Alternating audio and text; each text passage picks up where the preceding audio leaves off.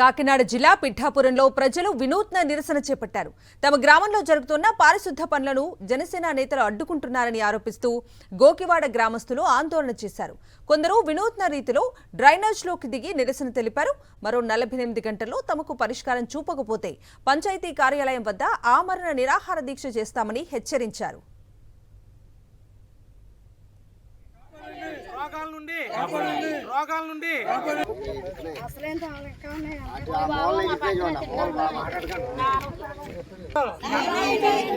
Deputy CM గారు గ్రామ సమస్యకు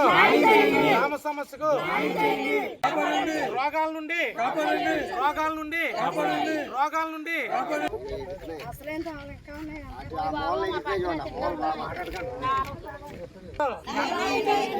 డిప్యూటీ సీఎం గారు గ్రామ సమస్యకు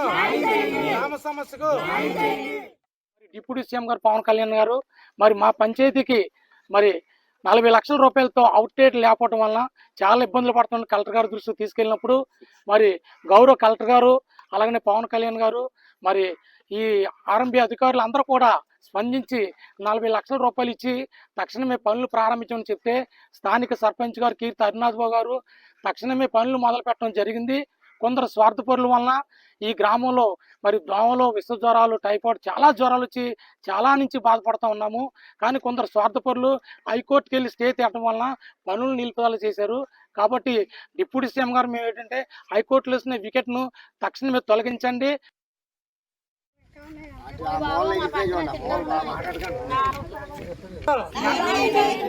డిప్యూటీ సీఎం గారు గ్రామ సమస్యకు రోగాల నుండి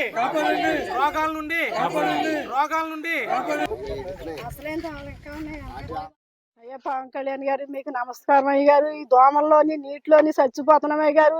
మా యజమాని మా పిల్లలు మేము 2 నెలలు హాస్పిటల్లో ఉన్నామండి జ్వరాల గురించి.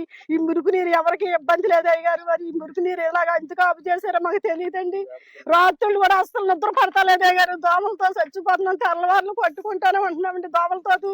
మరి ఈ నీరు అయితే ఎవరికి ఇబ్బంది లేదు పోయా. మరి నీరు బయటకు పోయి మార్గం మీ అందులో జరగాలి పోయా.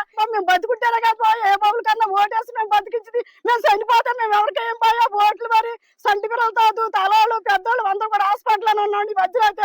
మరి ఇది మురికి నీరు ఏ మార్గంగా పోద్దా మరి మీరే సెలక్షన్ చేయాలి పోయా. మరి